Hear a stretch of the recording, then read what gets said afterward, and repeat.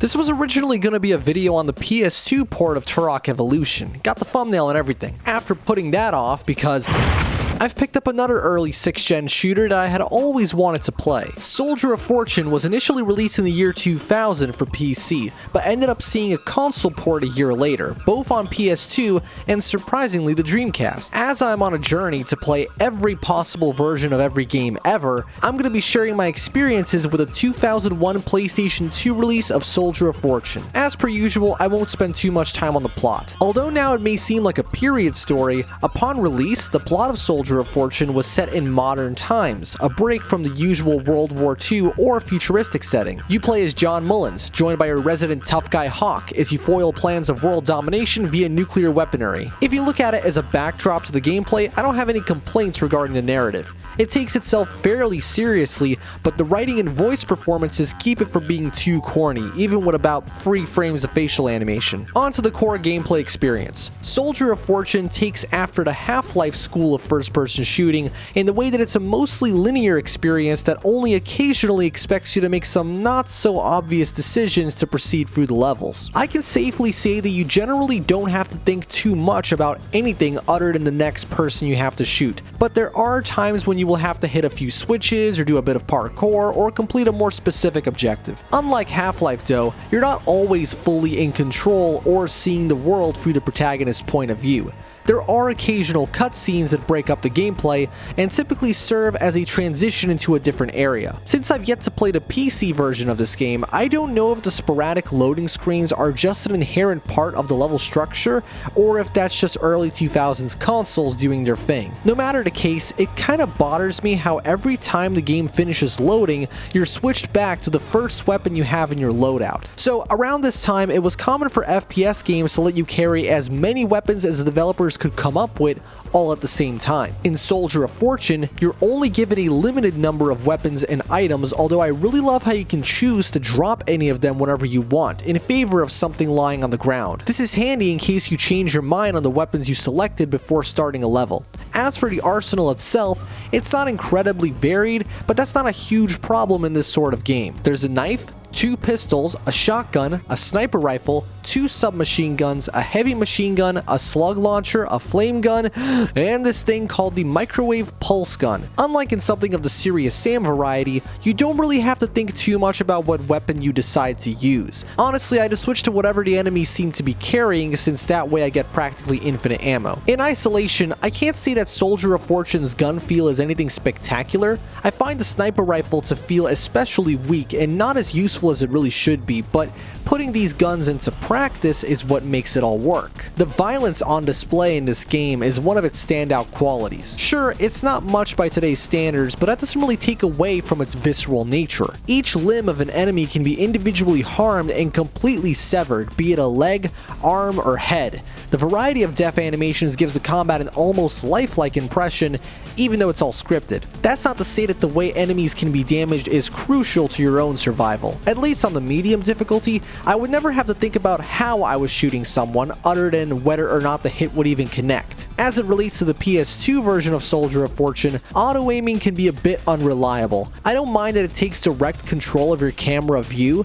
but even when the crosshair is red and it seems as though your hit is guaranteed, sometimes it just isn't. This can be problematic because it almost makes it seem like some enemies have more health than others. From what I can tell though, all of the standard mooks go down the same. Only certain armored troops, like the ones carrying rocket launchers, do in fact have more health. Or should I say, armor. This is something you can also pick up during levels and functions more as a second health bar instead of reducing how much regular health is lost with each hit. One of the items you can keep in your inventory is a medical kit. You're going to have to look out for any that you can find around the environments because there's not a lot of dedicated medical stations to go around. The level design of Soldier of Fortune can be both a strength and a flaw. I commend the stage layouts for generally not requiring excessive backtracking or being overly linear. Everything connects in a natural way and makes good use of the compact spaces that levels are contained within. But and this might just be on me, there were times when I needed a little bit of outside assistance in finding the way forward. It would usually be something small, like a breakable object that doesn't stand out,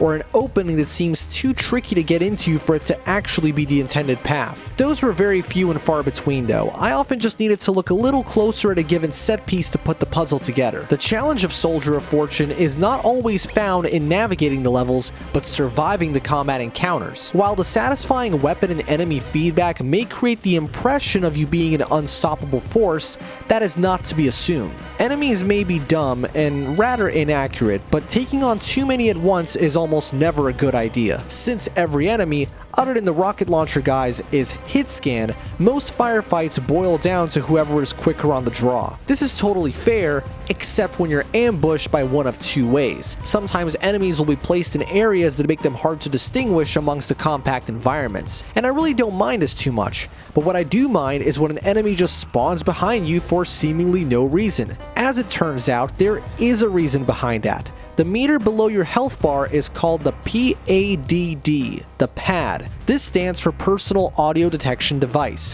which in gameplay terms means it's your sneaky meter. Now, Soldier of Fortune is in no way a stealth game. There's like one mission where you have to walk around in a disguise, and it only lasts a few minutes. From what I've gathered, if the pad is full too often, it causes enemies to spawn behind you. This is incredibly frustrating because with how the combat and level design is, being quiet isn't always the most desirable option, and given that 90% of the enemies are hit scan, that means you'll just find yourself taking damage for what feels like no reason whatsoever. In fact, I will be totally honest and admit that I have not completed this game for this video.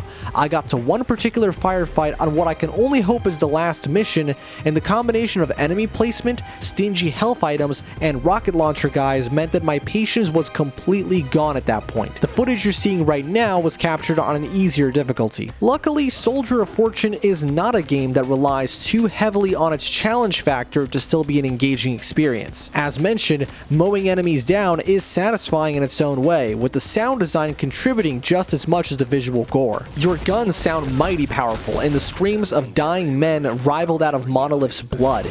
You can hear bullet casings land on the ground, or a really small touch, the heavy machine gun's feeding belt will make a little rattling sound if you jump. For a relatively simplistic game, I feel like there's as much detail crammed onto the frame as possible. I especially appreciate the effort to truly make every part of the world you visit feel distinct. Enemies will speak their native language and wear different outfits. John himself also dons a new look in each location. There's a decent amount of environmental effects like fog or snow. Even things like vent textures are slightly different between levels. Finally, the music has me torn. I have to give it props for being incredibly unique. I can't think of another first-person shooter that has a score that sounds quite like this. But that's not to say I find it memorable or all that enjoyable. Yes, the music is thematically appropriate, but often leans too heavily into repetitive phrases and droning sounds with no discernible melody. Some tracks almost have a bit of a Trent Reznor Quake thing going on. While I'm being grumpy, I'll mention a few more things that mildly annoyed me. For starters, the collision detection on your character tends to be unpredictable and makes getting through some tighter level sections really frustrating. I also don't like how you don't automatically swap weapons when your current one is empty. Despite there not being any good reason for this, you can only save 4 to 5 times for every part of a mission. This never became a huge problem, but I just don't see it as necessary, considering that even N64 games let you save whenever you want. In fact, this is clearly not a technical limitation, since easier difficulties don't enforce this limit. Not all interactable doors look that way. I ended up developing that classic Doom habit of rubbing against every surface and mashing the use button. Lastly, ladders are almost more of a death trap than they were in Half-Life. John just decides to let go of them sometimes and you take a ton of fall damage. Now that I got that out of my system, I suppose I'll quickly touch on the PS2 port of Soldier of Fortune in particular. As far as the translation goes, it's not too shabby. The frame rate can be a little shaky when there's more than 3 enemies on screen, and the aforementioned auto-aim isn't always trustworthy, but I'm pleased with the responsiveness of the controls, especially the camera, which needed no tweaking to feel smooth. There's this one visual oddity during cutscenes where objects move in intervals instead of being one constant motion. I hope this is just an emulation issue and not a thing on real hardware, because that'd be a pretty big L for the presentation. I'm not going to be too hard on the old PS2 for the loading times. Optical media was just kinda like that. Although, strangely, Turok Evolution on PS2 loads much faster than on GameCube, at least in my experience, despite it containing more data. That's not really relevant though. Soldier of Fortune, no matter how you play it, can almost be described as Half-Life if it only focused on human combat. It's fast, pretty tough on the medium difficulty, not too bad looking for its age, and has a fairly lengthy campaign. Every time I feel like I was on the last level, there would just be another one, but that might just be me being too accustomed to shorter games. Anyway, if you want the best experience, GOG's got you covered, and should you want an update, SOF Plus is an easy recommend as well. If you've already played this game that way and are looking for an experimental replay, then give this PS2 version a go and maybe the Dreamcast version after that.